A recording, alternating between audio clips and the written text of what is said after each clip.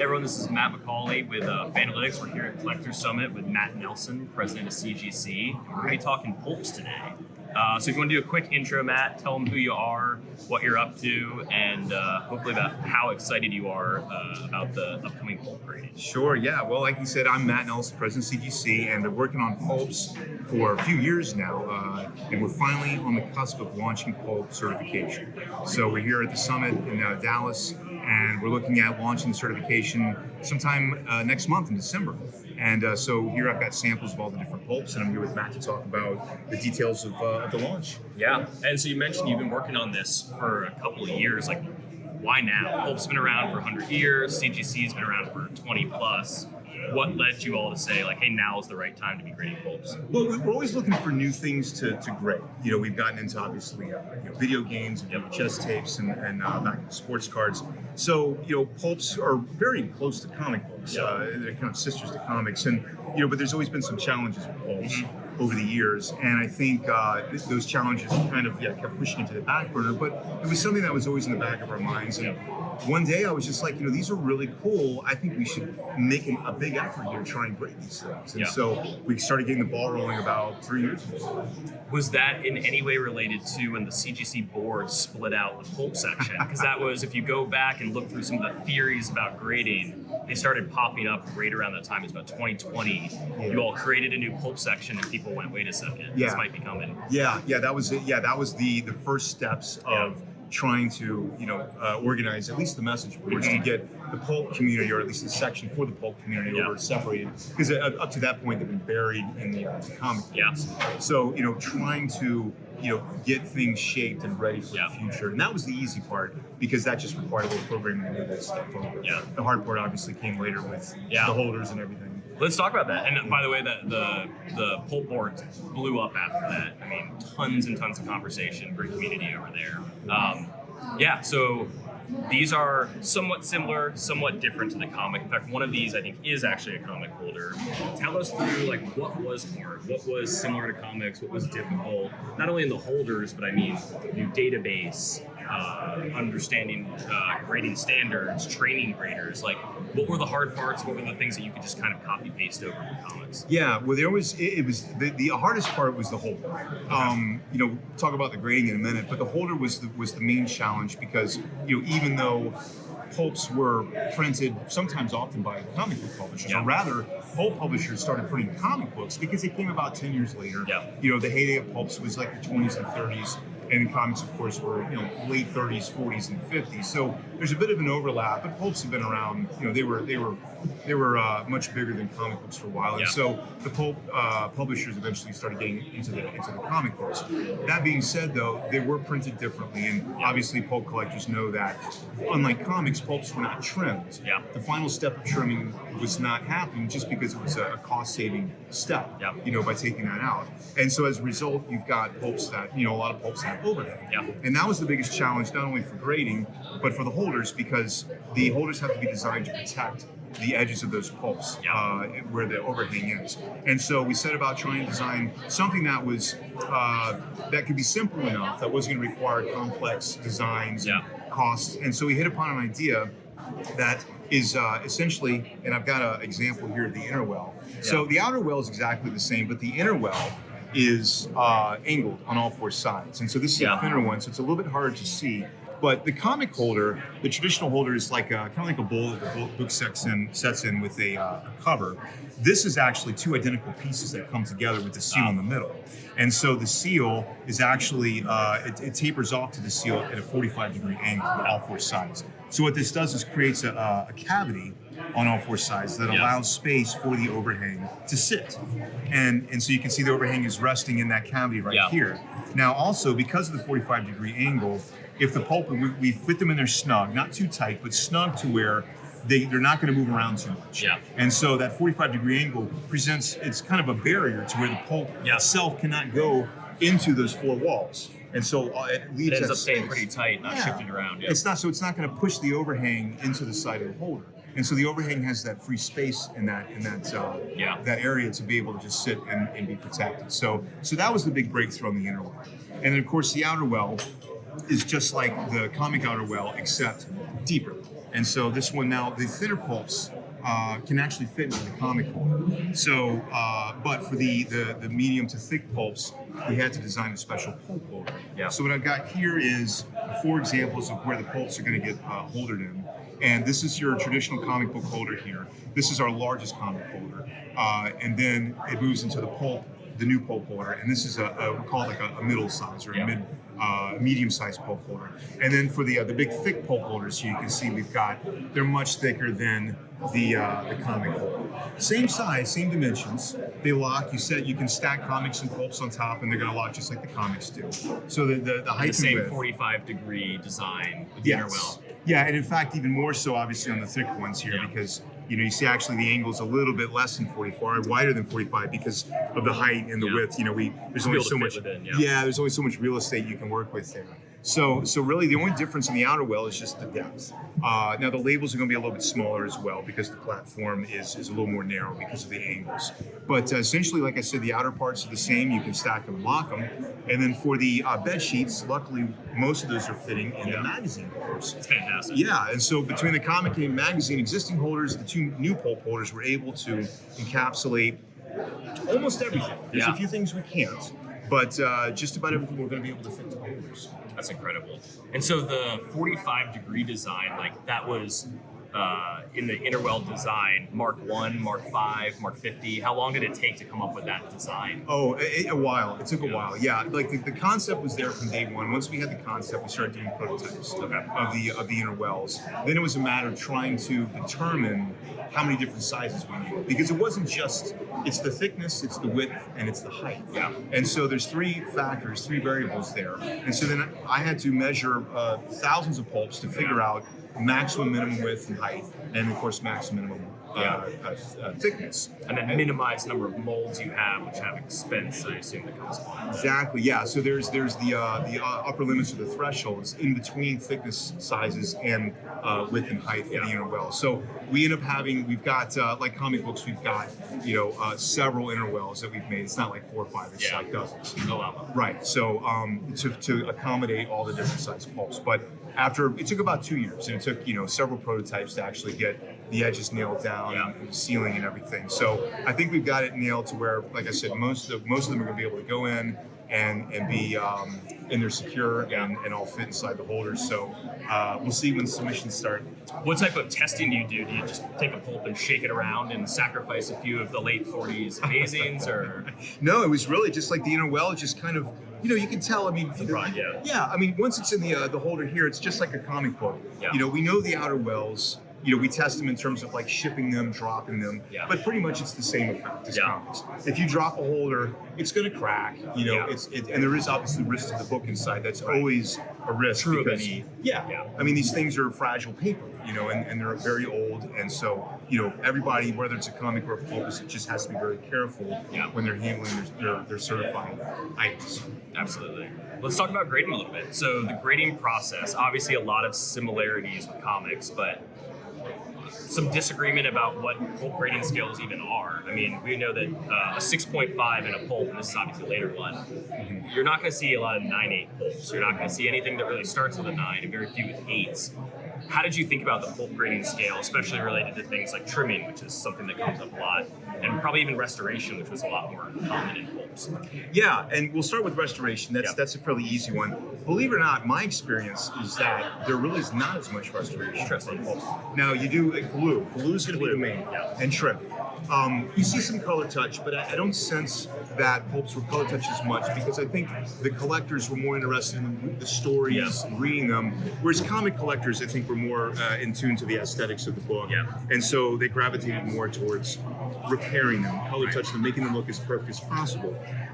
But glue is definitely common because obviously pulps are fragile, and so you get a lot of split spines from opening the covers, chips coming off the overhang, and so you see a lot of preventative tape that you see on the tops of the tape, which is not restoration in our standards, but yes, tape and glue are your top 2 repairs that you see on pulps. And then, of course, trimming.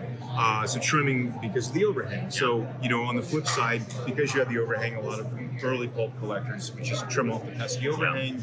At the time, nobody cared. But here we are in 2023, and it's a factor of grace. So in comic books, we've got, things we don't have to worry about. In pulps is going to be more of the nuanced restoration techniques like, marry centerfolds, replace staples, clean covers, extensive restoration. You don't really see that. No, right. But the trimming is definitely something that has to be factored into the grading. And because it's so much more commonplace on pulps, we decided that we're actually going to downgrade for trimming instead of giving it a purple grade. So that's probably the biggest shift in grading, because otherwise we're actually going to be sticking to the same grading scale for comics. Oh, great. 0.5 to 10.0. Obviously, there's probably not going to be a lot of 10.0s or 9.9s or 9.8s. But the trimming will be factored in that, so it'll just simply downgrade. Now we're still going to identify trimming on the label exactly as we do now. Okay. And where will that show up? If you want to show us, on the label text here. So in comic books, if there's any trimming, it says it here. Top edge. Usually it's the cover of the whole book. So say top edge of cover trim, top edge trim, which would indicate the whole book. And then, of course, it'll say trimmed on the top of the label here. Okay. So the difference is that it'll stay blue label. Very noticeable right when you pick up a book, you would know. Just except it'll be blue label, and we'll downgrade. If you might not downgrade, because let's say that you have a pulp that has just the top edge of the front cover trim. Well, we're not going to deem that as hard as a pulp that has a full edge trim. And if the pulp is already in 4.0 or 3.0, it's probably not even going to be a factor. And so it'll be identified in the label, but a lot of times trimming, because these things are usually lower grade, trimming's probably not even going to be a factor. It'll just be identified. Block trimming, obviously. So block trimming where up to an inch on one or multiple sides be chopped off. Would that be considered? So let's say like 3 edges fully trimmed. It's like really trimmed. That might max out at like a 3. Okay. But still blue label. But still blue label. Okay. So, if you, and some of them are trimmed down that low, and so that would be, because the thing is, I have one right over here, actually. That's trimmed? First cone in, that is, looks like a digest. A digest, right. So max grade for 3, and then we'll obviously we go down lower, depending on what else was wrong with the book. But, ironically, when you trim that much off, what's left is pretty nice. So you're probably going to see a lot of 3.0 trimmed, pulps. But then the other end of the scale is going to be the high end, which is in some ways more challenging, in some ways less challenging than comics. Fewer examples. Fewer examples. That's less challenging. We're not dealing with 9/8, 9/6, the nuances that are involved in the minutia when you get up in that high end of the grading scale. So, but on the other hand, then you've got overhang to deal with. You've got faded spines, which is a factor that you really don't get in comic books. And so those things have to be factored into that grading, because you may have a pulp that looks great, except the overhang has got some little tears, or maybe the chips falling off, or there's a vertical crease down the side, or the spine slightly faded from sitting on a bookshelf for 10 years, or there's a bindery chip out. And so, that's going to be the challenge, is to actually factor the overhang in, because technically it's not on the book. This is going to be my question. Is the overhang considered an extension of the cover, or its own separate aspect of the book in grading? It's kind of a little bit of both. Okay. So we're not going to treat it as harshly as, say, if you had a 3-inch crease, 3-inch crease down the side here it's literally on the overhang, is going to be treated less harshly than if it was here, down the middle of the book. Same thing with tears. Say you have a little chips missing, we're going to treat that less harshly than obviously is that on the spine. But this is the art of grading, is that as we start to grade more and more of these things, we'll see more examples of high grades. Then it will become more clear about how we're going to be handling those high grade specimens. But I don't really expect to see a whole lot. They're going to be above 8.0 or 8.5. But the factory trim ones like Street and Smith, much more like the 30s Astounding. A bit cleaner, Those where you're going to see probably your 9/8s, your 9/6s, your 9/4s potentially. The bed sheets, obviously a lot of bed sheets are earlier, so more rare and high grade. But you're probably going to see more bed sheets in high grade than the. Sometimes the nicer page quality as well, slightly less acidic paper. Because they were all made. They're basically made like square bound covers. They're glued on covers, stapled through the middle, even the square bound. So we're basically grading them like we grade square bound comics. That's the standards that we're going to be following for books. That's great. I'd love to hear a little bit more about, you touched on a few things, one being the spine. So let's take a Weird Tales as a classic example. Bright red spine, blood red on the really nice copies, but constant fading because they were often left in the sun and the red ink turned yellow. Yeah. So you'll often see the yellow on yellow weird tail spines, right? Yeah. How do you consider something like spine quality if you're comparing two books and saying which one of these is nicer? You know, cover versus spine, a bright red spine versus a yellow spine, but a nicer cover versus perhaps one that's not quite as nice. Yeah, that's going to be a tough one because it is certainly a factor, particularly in high-grade copies, because it's a defect that's aesthetic. So Yeah. unlike trimming, unlike overhang that has creases and tears, the spine fading is an aesthetic defect. Yeah. So it really has nothing to do with the structural aspect of the book. The other thing is that it lays on the side of the book, and so once it's in the folder, you know, obviously most attention is focused on the front of it. Yeah.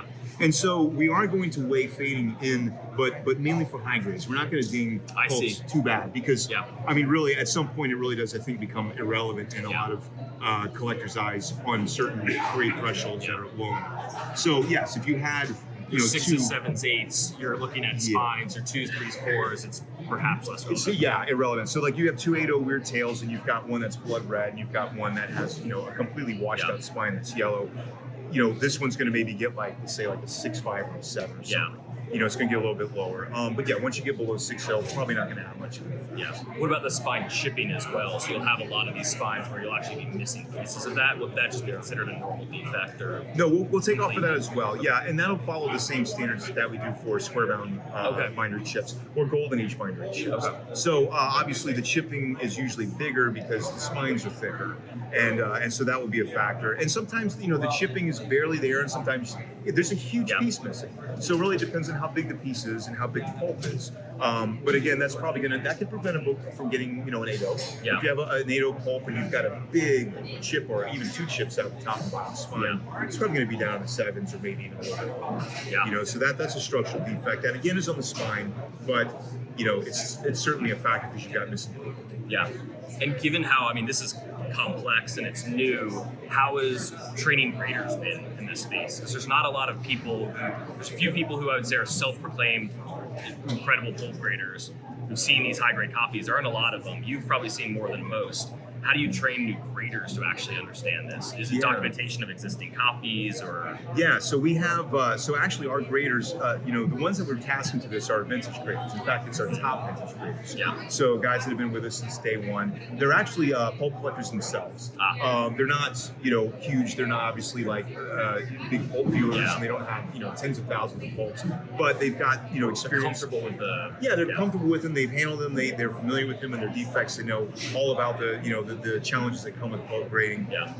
And we've actually, so we've had meetings. We've discussed exactly what you and I are talking about: the standards on trimming, standards on spine fading, and chipping and overhang.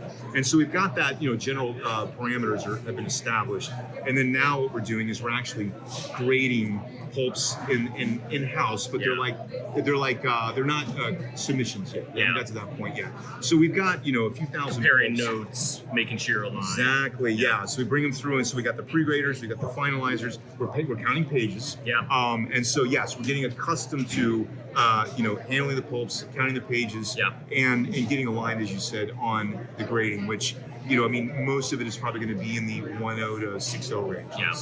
And so, you know, it's actually, in my opinion, it's actually easier to grade, you know, because that's more based on it's more subjective. It's more of an art form. Yeah. Or an art, because you're dealing with so many different defects, you can't really quantify. Yeah.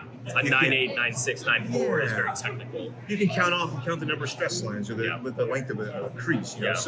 Yeah. So pulp grading is like comic grading. There's a bit of a subjectivity to it and a bit of an art to it. So, but that's why, you know, we've got our best vintage guys. That's great. on it, That's great. because they can just apply, you know, in their mind. You know, it's going to be kind of like comics. You know, there's going to be probably a little more forgiving. Yeah. And so, like for instance, missing pages. You know, because there's Yeah. more pages in the pulps, we're not going to 276 in this one. I was just looking at. Yeah. That's a lot of pages to count. Yeah, so yeah, exactly. That's part of the challenge in grading. But a missing page in comics usually gets or it always gets a 0.5 or Yeah. a qualified grade. So we'll qualify for missing pages if it's high enough grade for pulps. Yeah. But if it's a 2.0 or a 3.0, let's say, it may still get like a 1.0 or a 1.5 Yeah. with a missing page. You'll just note it on. Like, Yeah. It'll be noticed missing page or 2 pages. Now, if it's missing 3 or 4 pages, then that's probably going to get get an automatic 0.5. Yeah. But a little bit more lenient because we're obviously dealing with a larger number of pages. Yeah. So that's another twist in the grading. So you have your best graders, which is great to hear. I think everyone's going to be very excited to know that the best are on this. It's complex. Have you already thought about pricing? I'm assuming you have and have a number in mind. Are you ready to share pricing Oh yet? yeah, sure. Oh, awesome. Yeah. It's so we aligned our pricing earlier this year to where magazines match comics. Yeah. So if you go online, you see like the modern, the vintage, the high value tiers are priced exactly the same. Yeah. We're doing the same thing with pulps. So it's just going to mirror the comic book and magazine by extension pricing. So obviously there's no modern tier because pulp's pretty much ended in the 50s. Yeah. So vintage is going to be your base tier, which I believe, I don't even know what the price is off the top of my head. I think it's like $30 or $37 or something. And then of course you have the high value and the unlimited high value. Yeah. So there'll be 3 tiers. And then the cutoffs, again, this is on the website. Pulps are not on the website yet, but if you go and look at the comic price, It'll mirror that, yeah. It'll mirror that. So yeah, I think value tier cutoff value is $400. Okay. Or vintage tier, sorry, vintage tier is $400. High value is $1,000, and then over $1,000 we go into the unlimited high. Yeah. So it's basically going to mirror that, and same thing with the sizes. So you send us a pulp, you don't have to break bed sheets out onto a different order form. You don't have to break. You don't have to worry about the sizes. You just put your pulps on one order form. You all will figure out. And we will figure out when we grade them, it's going to go here, here, here, or here, and it's all going to be priced exactly the same regardless of what holder it ends up in, even if it's a magazine. So very clean pricing. That's awesome. That's great to hear. Pressing, not something that exists in pulps yet. Are you thinking about that already? Yeah, we're working on that as well. So we've been testing the pressing process. It's a little bit more challenging because of the overhang. Yeah. So the overhang doesn't really, without getting into technical aspects of it, proprietary aspects. It doesn't want to lay flat. It doesn't want. Yeah, you don't want to. There's nothing really supporting it, and so you kind of have to approach it differently. And in a lot of cases, the overhang is not going to be a factor in grading. It doesn't need to be pressed flat, and a lot of pulps don't need to be pressed at all because they're VGs, 4Os and 3Os or whatever. But yes, we are going to see those high grade pulps where they're beautiful, but you've got a wrinkled overhang. So we've got some techniques that we're going to apply to actually smooth that out when it calls for it. Obviously, dry clean, the white areas of the cover. Yeah. And other than that, it's going to be pressing square mount, just like we press on comics. So the same, all the things that we have to look out for, the staples and the spine, obviously making sure they're not protruding from the cover. There's going to be limitations, just like in comics. If spines are going to be fragile, obviously the paper's brittle. There's also times I've noticed where when the covers are glued on, they're glued unevenly, where you can't get into the spine. Like the cover may only open to here. So that's going to present a challenge, and there's going to be some situations where we're going to reject pulp for pressing. We're not going to be shy about that. If it's not safe to press or we can't do an effective job, we're not going to press it. We just move it on to grading. But yeah, absolutely, pressing is going to be offered as well. And again, it's going to mirror the prices on. That's great. That we offer for comics. Simplifies things. It's actually impressive the fact that you can grade something this big, a lot more complex. It's new at the same price of.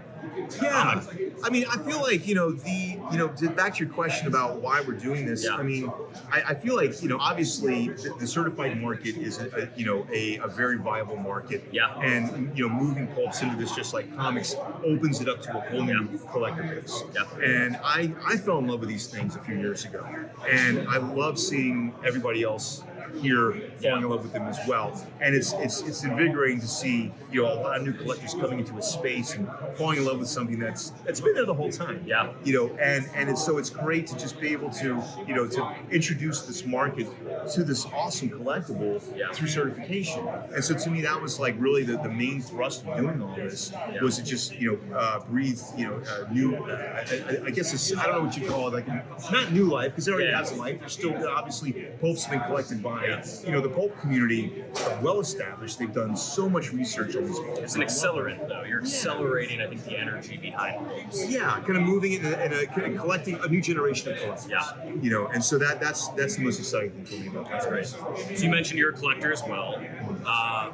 What were some of the first few pulps you got, and what would you recommend someone just getting into pulps now sees that they're going to be graded? This is honestly a blocker for a lot of people collecting them now. Are like, I don't want to collect something, I don't know enough, I don't know the grading, I want it in a slab or I'm not going to touch it, what would you recommend they go after? So I mean, naturally being a comic book collector, I first gravitated towards the covers. Yeah. That's what I mean. That's kind of like one of the fears I think in the existing community is that there's going to be a loss of appreciation for what's inside. Content, yeah. Yes, and so I think initially comic collectors like myself, or any collectors that are new to pulps, are going to be driven towards the covers or attracted to the covers.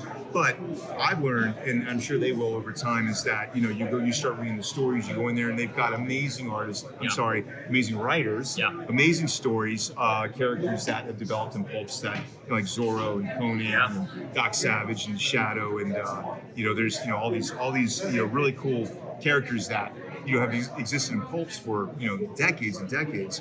And so, all these, great, they've got Ray Bradbury, Asimov, the giants of science fiction all came from the pulps. Yeah, it's like there's so much great reading there, and so I think that's really the where collectors are going to eventually gravitate. But initially, they're going to come in and they go, "Wow, what a cover!" The horror stories, the terror tales, the spices. Yeah, that's what I when I first started getting into pulps. That's of course the first thing I noticed was the salacious covers that us comic people love, right? And then but I think also too, I noticed as I started researching these things that there's so much interesting stuff before that, like in the early 30s, the 20s, even the teens, going back into all stories and the blue books and there's so many great, Argosy.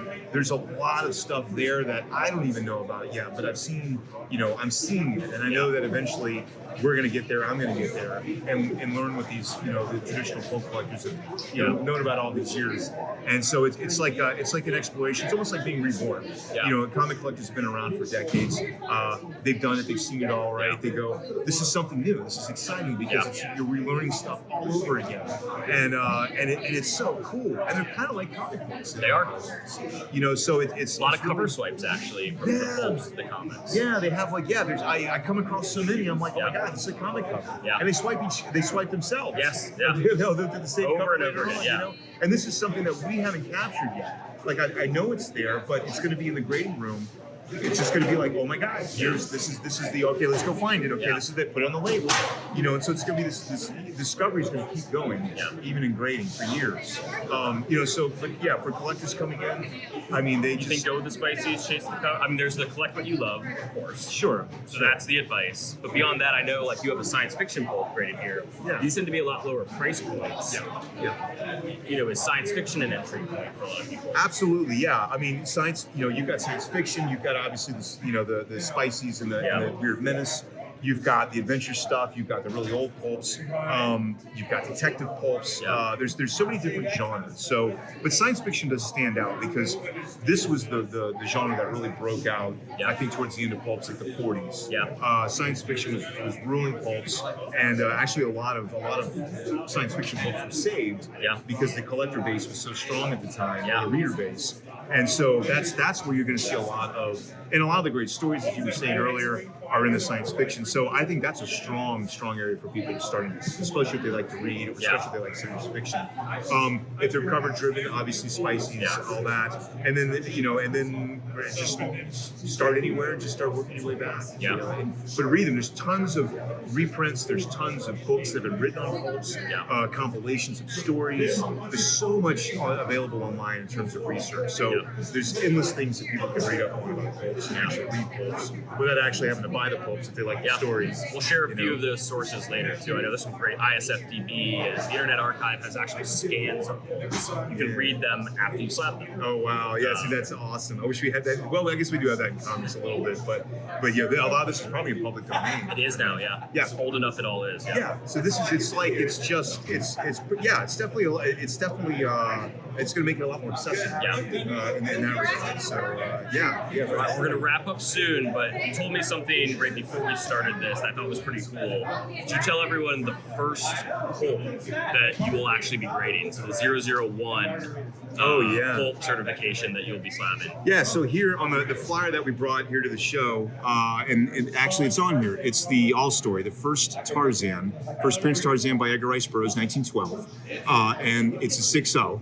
This is a legitimate 6.0 copy. As far as I know, it's the highest it's the highest graded or the highest known copy. Yeah. In that grade, or how much? Possibly by multiple grades. I mean, I'm trying to think of even. I've seen a VG. Yeah. A lot of them are like missing parts of the, the Yeah. front cover's missing, the back cover pages are missing, and so the highest known, or that the copy that's the highest grade, I guess, in the world. Maybe another one might pop up, I don't know, but luckily we're able to get this to kick off the Pulp certification, use it for marketing. So it's very exciting to have actually what's considered, I guess, the Action 1 of Pulps. Yes. So almost like the Mile High Action 1 of Pulps. Yeah. I mean, this is most likely, as far as I can tell, the most valuable pulp probably on the planet. Yeah. Oh, absolutely. Assuming that's the highest graded, and it's a 6.0 and it's the first slab, it's probably the most expensive pulp. Yeah, and I mean, and Tarzan was such a a huge character. I mean, it spawned so many imitators. Edgar Rice Burroughs kept writing Tarzan episodes, or what's it called, installments and pulps for years and years and years. It's just Tarzan in and of itself is an amazing story. And so, so now one thing we haven't touched on is the numbering system. Yes, we do need to talk about that. Thank you for reminding me. We're not ending here until we talk about the numbering system. Yeah. So you'll notice that, obviously this all story, in its label, you can't really read it. We're going to take a look at one of...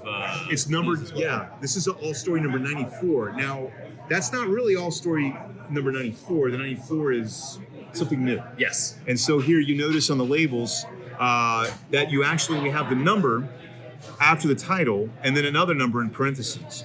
So the parentheses number is the volume issue number. This is the traditional way that pulps were numbered. And it's a bit confusing. It's not as intuitive as, say, comic book numbering, which, as we all know, is 1 and 0. And also they were printed on the covers.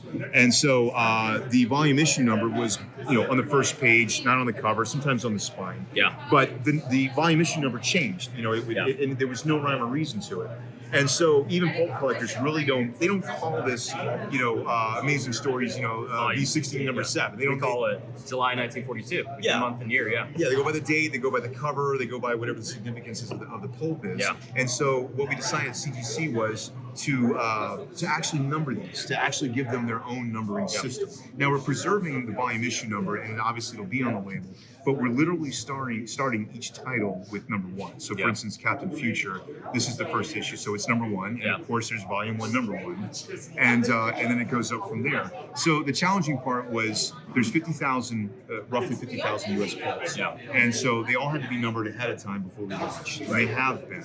So it gets tricky because obviously, like comic books, pulps would change, the title would change. Yes. And sometimes the change was subtle. They'd throw an extra word in or change, stories to love stories or whatever. Yeah. And then sometimes it was a complete change. Yeah. Like Captain Satan. Captain Satan is dropped right in the middle of a run. Yeah. It changes, Satan changes back. And so in that case, some decisions had to be made about where to stop the numbering and restart it. Yeah. So there was so if the title made a slight change, but it was the same theme, same genre, generally the same title, we kept the numbering going. So like an astounding stories to astounding science fiction, continued numbering. Continued, yeah. All Stories, a great example. It went All Story Argosy purchased it, became All Story Argosy Weekly in 1920 or 21. Yeah, and then it changed a few times. Cavalier, right, right. And so we preserved the All Story run where it's 1 through. And so, and there's times where it's a complete shift into a completely different title or genre.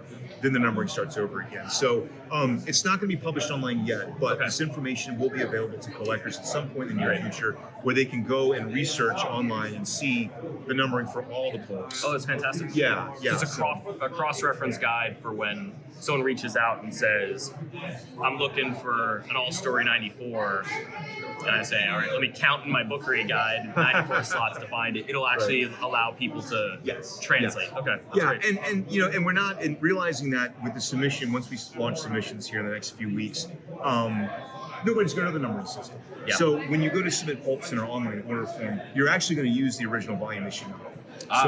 So you'll go in just like it is normally and say Amazing Stories, volume 16, number 7. Yeah. We'll choose that. But when it gets graded, encapsulated, and the label's printed, it'll have the number 176 on it. And so that will slowly start to become a thing in the marketplace. Yeah. And if the numbers get picked up, Tarzan's number 94. Maybe that number starts A getting year from now, we might just be calling it All Story 94. Yeah, exactly. It basically fits that comic book mentality about that, associating that number with that issue. Yeah. And so so that was the thought process behind that. So, but the beautiful thing about the fact that Pulps are kind of start here and end here, we've got the full database, we've got the numbering system in place. Publish that in some form to where the collectors have it out there, and so everybody can see everything from from beginning to end, and see all the numbering. It's all transparent. Yeah. And it kind of makes the certifications a little bit easier. Yeah. I guess because we all see what we're grading and we know what's out there, and then ultimately what people want to choose. That's great. I think we're just about out of time. Any parting words you want to leave us with? It sounds like it's coming soon. It's December. Yep. It's on video, so we'll hold you to that. It's our Christmas present, everyone. Finally. And my guess is your suggestion is everyone send in all the pulps you want to grade. Yeah. Overwhelm you and make you all deal with it. That's right. Yes, overwhelm us. We're ready. We're going to be ready to grade these things when we launch, and so we're going to hit the ground running as soon as submissions start. They'll come in. We'll start grading them, and can't wait to see what happens. I think it's going to be a whole new world for a lot of aspects of pulp collecting. Absolutely. Very exciting. Awesome. Thanks so much for the time, Matt. Thanks, man. No problem.